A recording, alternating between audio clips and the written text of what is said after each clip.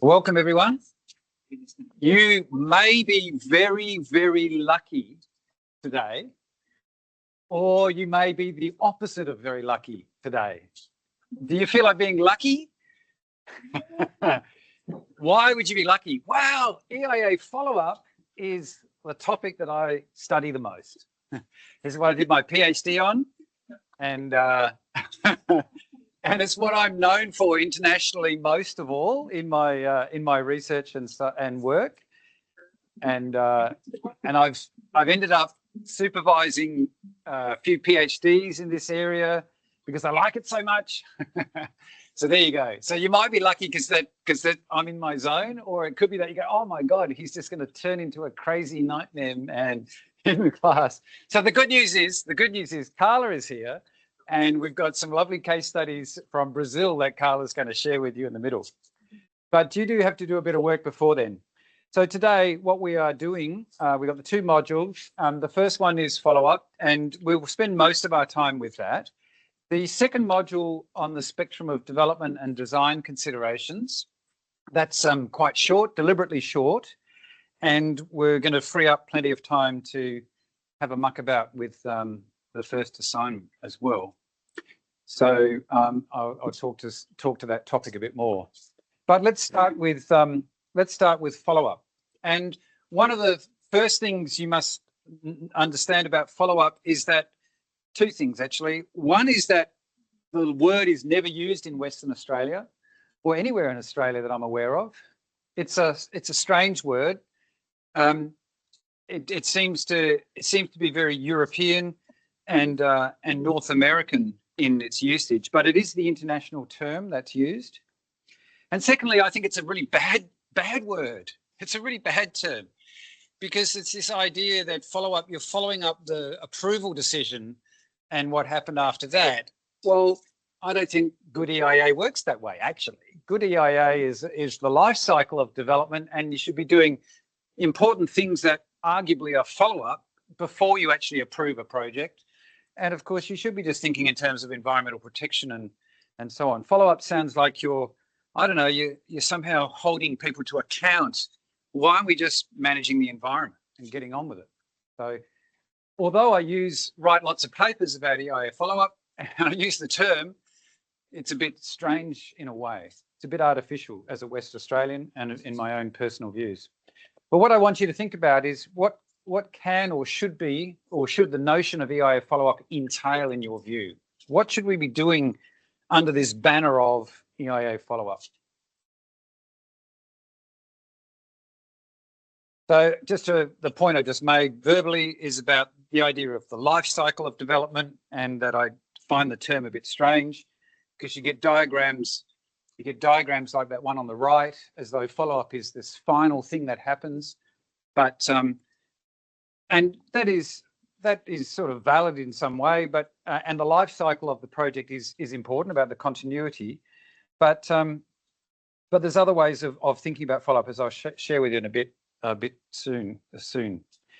So the term, as far as I know, originates from America in 1978, and I only found this recently. I only noticed it. Previously, I'd attributed it to a UK researcher from the 80s. So Jos and I, for years, in our book, we'd written about earliest use of the word follow-up was in 1985. Wrong. Never be confident. Don't be young. That's my advice. Don't be young. When you're young, you write things with confidence that are later proven to be wrong, and you have to eat humble pie. So the Council for Environmental Quality said this: ensure follow-up of agency decisions. When an agency requires environmentally protective mitigation measures in its decisions, the regulations provide for means to ensure these measures are implemented and monitored. So we're implementing and monitoring performance, basically. Now, it sounds fairly straightforward. If you're making a decision, it does make sense that you do some sort of follow-up to find out how that decision worked out. But then you get something like this from the Auditor General, which is what you don't want to see if you work in this field. So for the EPBC Act, and they said the department is unable to demonstrate that conditions of approval are appropriate. The implementation of pre-commencement conditions is not assessed with rigour.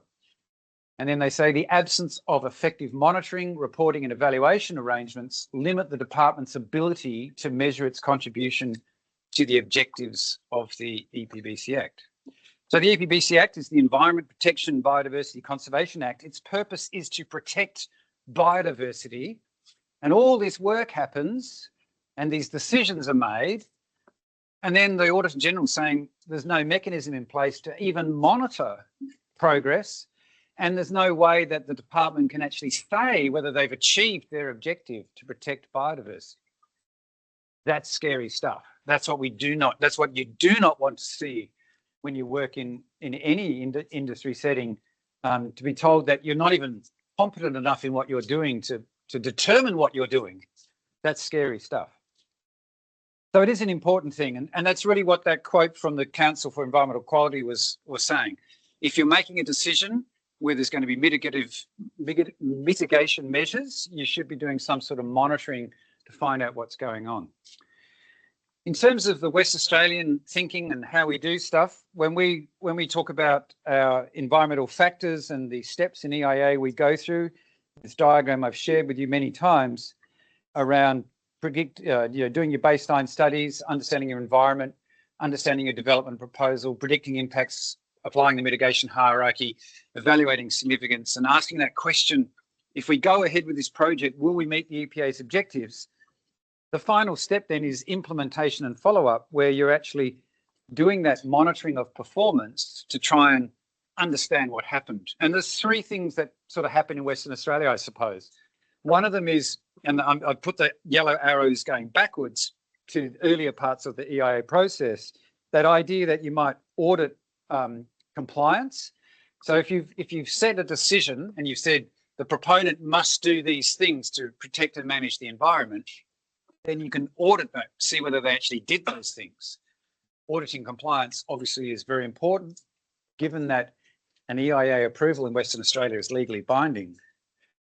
You can also verify predictions, because the proponent did a whole lot of studies about, they did groundwater modelling, or they did noise studies, or they did a whole lot of surveys of fauna and flora to work out what was there and how it was going. And they've invested a lot of time and money in trying to understand things about the environment. And if they are a proponent that is going to do lots more development in the future, like mining companies or road building agencies, or even people who do urban subdivisions, if you're going to do lots of EIAs, it makes sense to learn about what works and what doesn't work to make your role more efficient. So we don't formally in Western Australia do impact prediction audits, but I think it's fair to say that follow-up in Western Australia does lead to learning and understanding about what's happening around verifying predictions and what actually happened, understanding outcomes. But probably the most important one in the EPA context in Western Australia, they're always interested in outcomes. What is the environmental outcome? And so that's measuring performance and looking at the EPA's original objectives for each environmental factor to ask whether we've achieved a good environmental outcome. So you've got the idea. Here's a definition from the latest version of the International Association of Impact Assessments Best Practice Principles, which I'm an author of. We tried to keep the definition very simple. Notice that this document starts with a definition. Just about every bit of writing you see from me starts with a definition of key terms, such as things that are in the heading. That could be a hint for your work on assignments. So the definition of a follow-up and the International Association of Impact Assessment just simply says impact assessment. They drop the E. Understanding the outcomes of projects or plans subject to impact assessment. And then there's an objective statement. It goes on to say the primary objective of impact assessment follow-up is to determine and learn about the outcomes of impact assessment of projects or plans in order to inform ongoing management of that development. Secondary objectives which are actually beyond the scope of these principles, are to learn about impact assessment performance and to enhance the efficacy and legitimacy of decision-making and impact assessment for projects or plans, including future impact assessment applications for other development. So you can see learning comes up quite a few times in those two sentences. Learning about good ways to do EIA for future practice, basically. Back in 2004, I worked with a Dutch colleague. I still work with him today. Had a call with him yesterday, in fact, Jos Arts, and we put this book together on follow-up, and we had a mixture of theory and best practice and ideas and so on in this book. And one of the ideas we put up is this notion that you could think about EIA follow-up at 3 different levels. And we made it into a pyramid. The idea of the pyramid was that the things that you do at the top of the pyramid, you don't do them very often. They're sort of higher level. And the things at the bottom of the pyramid are the things that you do a lot of most frequently, and so on. So at the top of the pyramid, we have this idea of a meta level, if you like, which is like the concept of follow-up. And that's asking a big question like, is EIA a good idea? I'll get to it, some examples coming up. The middle level is about jurisdictions and about legislation and procedures. It's about, we've got this process in Western Australia, it's the Environmental Protection Act, we've got the Environmental Protection Authority, and there our learning is about, well, does the Environmental Protection Act work? There's the EIA process under the Environmental Protection Act a good one? And so we're actually looking at the procedures and things that happen at that jurisdictional level. And then at the bottom of the pyramid is the one that that previous definition I gave you really refers to. The idea of doing follow-up of individual projects or plans that have undergone an impact assessment process. And we do many of those because in theory, at least, certainly in Western Australia we do, every single project that undergoes EIA has some sort of follow-up component to it. So we do lots of those things. And then the 3 tiers link to each other because what we learn from doing lots of follow-up of individual mining projects and road projects and housing projects and so on at the bottom, that tells us whether our Environmental Protection Act procedures, our EIA procedures are working or not. Should we do it a different way? Can we do it a better way? And then what we learn from thinking about that, all of that helps us understand is EIA itself, the concept, a good way to do things. So just unpacking that, the meta level a bit more. The meta level is this big question, does EIA work? Or another way to put it is EIA the best way to protect the environment? We don't have to have EIA. Why do we have EIA? Why do we have a unit at university? Why are you kind of almost forced to study EIA as part of your degree? There are other things we could do to protect the environment. So the idea of, even though it's a bit academic to ask the question, does EIA work? It's actually an important question because there's a lot of money invested in some of the salaries in this room. Already, there's 3 of us in this room who work in EIA professionally. So how do we justify that? So that's this thinking. And let's not remember what Sally Fairfax said back in 1978. Sally Fairfax is an environmentalist, was working for environmental groups and published a paper in Science Journal, one of our highest journals on the planet, basically saying, why are we doing EIA? That's the wrong thing. EIA is just making all these studies and paper. It's about pieces of paper. It's about environmental management plans and environmental impact statements. And Sally Fairfax went as far as calling it a disaster in the environmental movement. It meant that the whole environmental movement was obsessed with evaluating documents and taking government agencies to court and trying to get things happening that way. And Fairfax said, well, why don't we just have action for the environment? It's kind of a good question. And that was in 1978.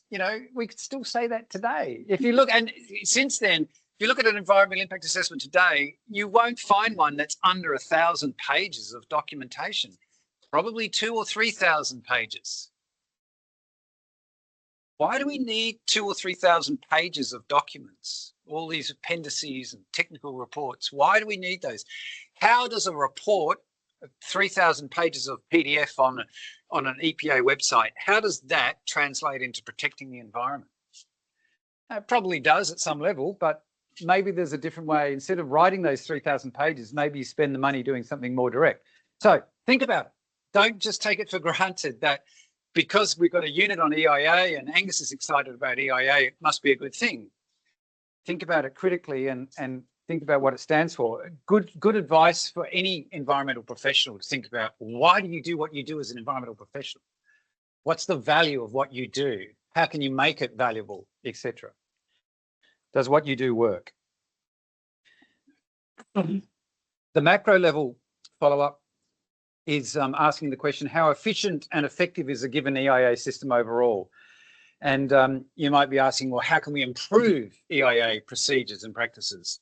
And this is very common. In Western Australia in the last 2 decades, there have been, I don't know, there's probably been 10 big reviews of EIA in the last 20 years, maybe even more than that. I put a few covers on the of some of these documents on the slide here.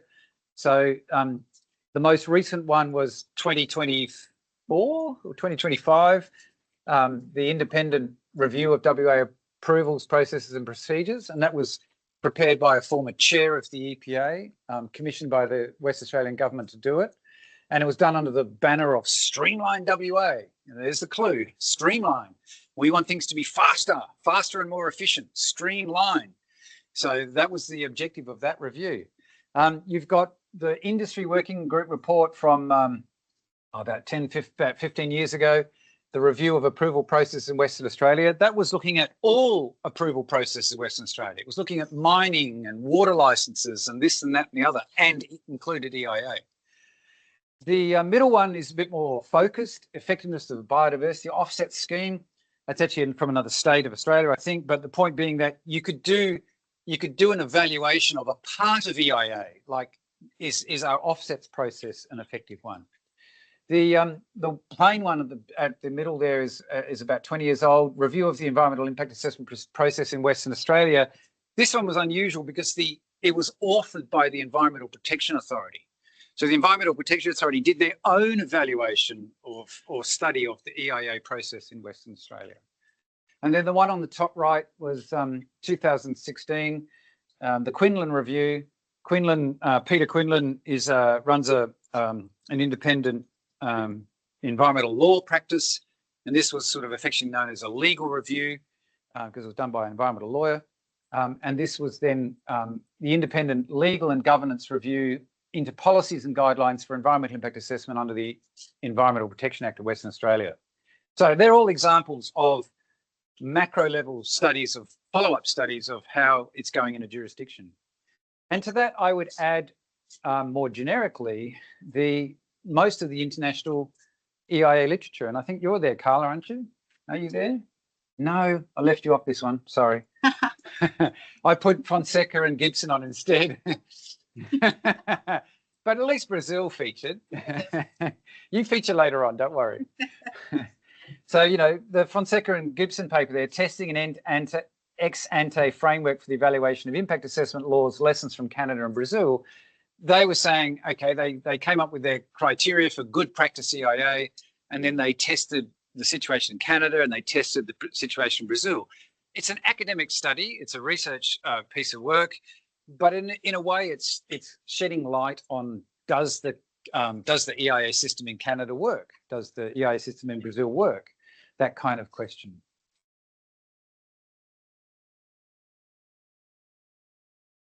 I got Sanchez on there. He's in the bottom right. Sanchez is a collaborator of both Carla and myself. That's a regulator. Oh, they're all for. So the other one's a regulator, is it?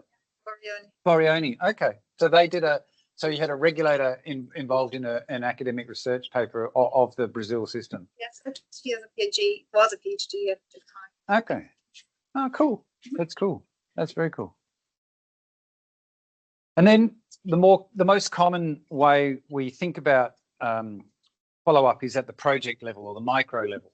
So individual project by project, where we look at one project and we ask the question, was this project and the impact environment managed in an acceptable way? Or an EPA question in Western Australia would be, have we achieved good outcomes from this project? That would be what they'd ask. And again, a lot of the literature, academic literature, does this. I mean, obviously regulators do it. They do it internally. They do their own internal reporting about what's going on. But a lot of the literature is about that. So the one in the middle of the screen there by Gibson is about the Mackenzie gas project, which Carla was talking to you about last week. And the one on the top left from Kimmo Jalava. Kimmo came and visited me here for a couple of months when I worked at Murdoch from Finland, and when he was finishing his PhD. It was a nice collaboration, and he was looking at a series of follow-up for Finnish road projects, and so on and so forth. So you can see often they just name one case study, like the bottom right, which was a master's student of mine from a couple of years ago, looking at a single case study from Madagascar, and or the one above it by John Glaston, a single case study of the Sizewell B nuclear power plant, or can be multiple projects in the same sector, like the coal mining one, looking at the human health considerations of coal mining projects in New South Wales, and or Urmila's work on coal mines in India. So studies that try to understand what's happening at the project level. Okay, let's look at some procedural stuff now. So the European Commission talks about why you might do evaluation of projects, and they say here, in addition to evaluating the impacts of a project, ex post project monitoring can also shed light on the effectiveness of the EIA procedure with regards to the quality of the data used and the accuracy of the approaches and methods. This can improve the transparency, the legitimacy, and the effectiveness of the EIA process, especially if documented evidence of the actual environmental impacts of a project is publicly available. All right, so let's dive a bit more into what we do in a follow-up study. If we're doing follow-up of a project to try and understand these various things, what might we need to do? Well, first of all, I'd make the point, we're careful in this first sentence to make the point that follow-up is a fundamental part of EIA. The idea that it occurs afterwards as an afterthought is not actually very good thinking. It's actually fundamental to everything that you do. And so thus a commitment to follow-up should be present for every EIA, whether this is through inclusion in legislative provisions or within individual approval decisions. And this includes appropriate resourcing for all follow-up undertakings throughout the life cycle of development. Very often we resource things very well to get an approval, and then we stop paying attention to what's going on. And often actual attention to monitoring and compliance is given very little attention relative to all the things you do to try and actually win an approval.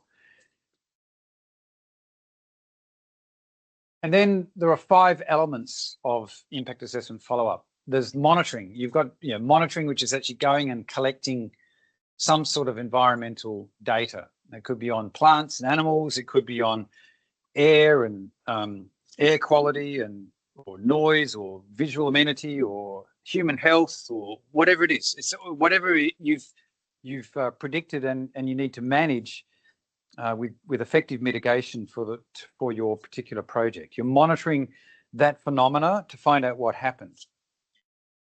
Monitoring itself is just collecting data, and a lot of data we collect now is even done with drones and remote sensing and so on, not even with a human being involved. Someone's got to evaluate that data and make sense of it. So evaluation is a critical part. And then what's the point of collecting data and evaluating it and make sense of it if you're not going to do something about it? There needs to be a trigger to put in place management to address whatever the issues are. If you've got a problem with your groundwater levels approaching a critical threshold, you've got to do something. You've got to start, stop dewatering the mine or find some way of putting drainage back in or whatever it might be to control your groundwater levels and meet your legal standards or agreements that you're supposed to be operating your project to. And then the European Union quote on the Commission quote on the previous slide talked about the importance of public data, public reporting, that's really important too. Communicating with all the affected community, Indigenous peoples, local people, other regulators, the proponent, of course, and their consultants and so on. So engaging and communicating with all stakeholders from relevant to this activity. And then all of that needs to be done in some sort of governance structure. And often I think the governance structure is a bit neglected because it's got to be clear what work has to be done, who's going to do that work, who's going to check that it's done satisfactorily, and so on. So having in place clear lines of responsibilities and procedures for how it's all going to happen is actually important. And all of those 5 things together represent learning and managing. We're trying to learn about the environmental performance so that we can manage the environment and manage the development to get a good outcome. And that's a good outcome for the project, and it's a good outcome in terms of learning for future applications of EIA. So if we've made a mistake in this project, we don't repeat that mistake in the next project, or simply learning incrementally. Oh, we did a pretty good job on this, the rehabilitation of this, this cleared area after we finished constructing the roads. It was pretty good, but we could have done it better if we'd done technique X, Y, and Z. And technique X, Y, and Z then might become the basis of your future road EIA approval. Just quickly on monitoring, there are different types of monitoring. We've talked a bit about understanding the development. That's baseline monitoring. I mentioned compliance before. Compliance is about checking that you've met legal requirements, that you've actually complied with the requirements of what you're doing. That's compliance monitoring. And then there's also effects or performance monitoring. In Western Australia, we're always interested in the outcomes of EIA. And so actually measuring performance outcomes. That's what we mean by that. I won't go into detail of all of this, but I will mention these things. The best practice principles are divided into 15 individual topics, and it's one of the readings for this module, so hopefully you've downloaded it. Each of these 15 topics has a 1 or 2 sentence descriptor of what it means. So just very quickly, it's important to know what the objective you're trying to achieve from your follow-up. You don't just do it randomly, you do it with purpose. It needs to be tailored to the context. So what are the relevant environmental issues? What's the significant issues? Who are the stakeholders we need to consult? What's going on here? You know, there's no point in doing follow-up for the sake of it. You need to do it with focus and to address whatever the relevant issues are. It should commence early in impact assessment, even during screening and scoping, and I've got a slide coming up on that. It should be then continue for the life cycle duration of a project or a plan. It should be transparent, meaning that it should be publicly disclosed. It should also be accessible. So it's simply publishing something and being accessible are not the same thing. Accessibility is about the ability to understand and comprehend information. It's also the ability to find it. You know, I can put stuff onto the Canvas web page. I can just randomly chuck stuff onto the Canvas web page as this unit. And if you complain that you didn't know the expectations of the assignment, I can say, oh, but it's on the Canvas web page, you know. But if it's just in a mass of text that you can't follow the structure, you can't understand the logic behind it, you can't access useful information, then that's not helpful. So accessibility is different from just publishing and being transparent. It's about ability to find the information you need when you need it. Accountability for responsibilities. Who does what? Performance criteria. If you're going to measure outcomes, what are your performance criteria? If you're going to measure compliance, what's your performance criteria? You know, how do you know whether someone's complied or not? How do you know whether environment's been protected or not? You can't just do that randomly. So before you go monitoring, you need to know this sort of information. You probably need enforcement provisions because, you know, when things are legally binding, you've got to have some sort of way of ensuring that people behave. It could be fines, it could be jail terms, it could be punitive action of some kind, or restorative action of some kind. Promoting, number 10 is promoting continuous learning from experience. So share the learning so other people, everyone benefits. Facilitating adaptive environmental management. So we adjust and adapt our environmental management as we learn to do a better job. Be flexible according to emerging needs. This is about how things change. New issues come up that we didn't previously think were important. Now we might need to give them attention. Communities change. Community values change, political values change. We may need to adjust our EIA projects and monitoring and follow up accordingly. The tiering one is about the links between strategic and project level assessment, and that's actually what we'll talk about in the second module today, a bit more. Cumulative effects, yes. So let's make sure we're monitoring the cumulative impact of development. And let's consider the overall effects of a project or plan, how all of the impacts holistically interact. So they're the 17 principles. And the reason I've gone through them quickly is I want you to have them in the back of your mind when you do this exercise we're about to engage in reviewing EIA procedures for follow-up. Now, I mentioned that I don't like the name follow-up, and the previous slide talked about how you should start doing your follow-up even at screening and scoping, and then continue it for the life cycle of a development. So the reason I don't like the word follow-up is it should almost be continuous. We should be thinking in the terms of performance evaluation right from the very start of doing EIA, and that's screening. So we're screening and scoping, we're doing the various studies to understand what our development is and our environmental setting. And we're doing baseline monitoring or modeling for impact predictions and so on, which is going to be the foundation for understanding our performance later on. During the environmental impact statement, we're continuing that baseline monitoring, we're doing impact predictions, we're starting to design our mitigation measures, including our commitments to follow-up. The public, I put the public there in brackets because you can't give a role to the public. In legislation, you can say the proponent must do this, and the regulator must do that, but you can't say the public must do this. You can't bind the public as a volunteer reviewer of an environmental impact statement. So I put the public review in brackets, but my experience in my observation of EIA of many decades is that when the public reads something and they provide feedback, they often have some very good suggestions on different ways of managing development, and sometimes they come up with different predictions of impact, which are insightful. So that's why I put them there. And then when the regulator assesses and when you get to the approval decision, you're moving towards authorising the development with approval conditions, and those approval conditions specify what mitigation and compliance measures should be carried out. And then, of course, at the implementation phase, where you're actually asking, the project is implemented and you're asking the proponent to actually formally do the follow-up programs and report back, that's where you really start the learning process about compliance, impact monitoring, performance evaluation.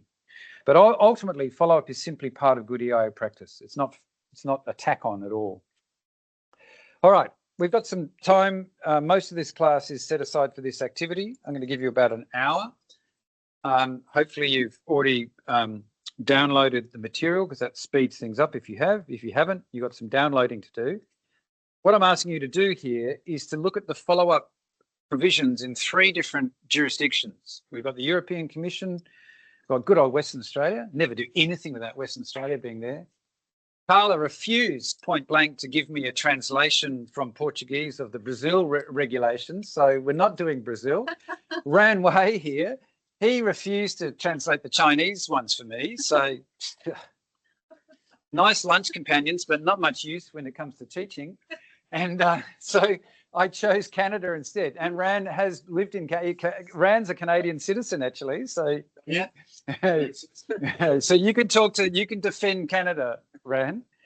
So I'd like you to look at these 3 different systems. I've given you the links to the various pieces of legislation. I've given you the sections of the relevant articles or sections of the legislation to look at, and I want you to do that and think about the questions that I put at the top there. So big questions like, you're basically comparing and contrasting these 3 different approaches. So what are the strengths? What are the weaknesses of how they are put forward? This is the law. These are 3 laws. This is what it says in the legal and associated guidance documents about what is required for EIA follow-up. So they're real things. So you can look at, well, what's the strength of this one versus that one? What are the weaknesses of this one versus that one? And then also have in the back of your mind those 15 best practice principles I shared with you. Is it meeting expectations of best practice here, or is it falling short in certain areas? And then I always ask the question, which one do you like best? Just because I'm interested. What do you like best and why? What works for you? What appeals to you? And there's no right or wrong answer to that question, of course. There's no right or wrong answer to any of the questions. So I'm asking you just to be critical and reflective and also discussive. You're in tables. You can use the jack to share your laptop instead of looking at my slide. You can work together on projecting the different versions of the legislation and discussing it in your small groups. And if I was doing this, if I was in your position, I'd get a piece of paper and I'd make a 3-column table, and I would put the 3 systems in the table, and I'd compare them. I'd say, okay, so what does it say initially about follow-up in Canada and in Western Australia and in Europe, and what is it asking for? And I'd put them side by side like that in a table, because that's how my brain works. But I'll leave it up to you how you do it. And then I'll be wandering around talking to you, and Carla might come and chat to you. You never know your luck. She's an EIA teacher. Rand might even come and talk to you. You just never know how lucky you might be. So we'll give it a bit of time, and I'm going to stop the recording at this point, and this is any questions. So any questions?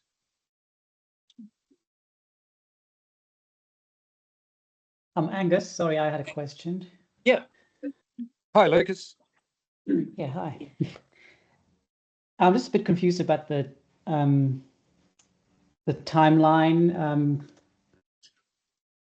concerning compliance and like responsibility. So when the development gets approved, right, then it's like a binding commitment. Yeah. To implement the actions that will protect the environment. So then from a follow-up point of view, when you learn and understand what the impacts now are, and if then these exceed, let's say, thresholds, or the measures aren't effective, and you go into management, and it, basically is non-compliance. Yeah. Is that then generally accepted, that you then still have a period to rectify that, or?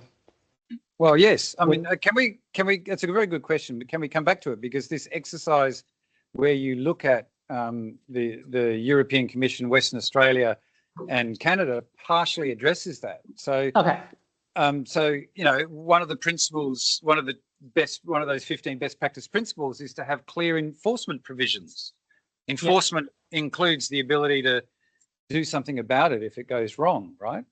So, So I'd rather you reflect on it. Oh, it's a very good question, Lucas, but I'd rather you reflect on it as we go through this exercise. And then in this last part of the class, Carla and I are going to share some examples of international case studies, different parts of the world, and we're going to talk to, we'll pick up your point in that conversation as well.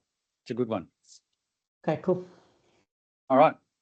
So we'll go till about 3 o'clock, and I'll resume recording and things at that point.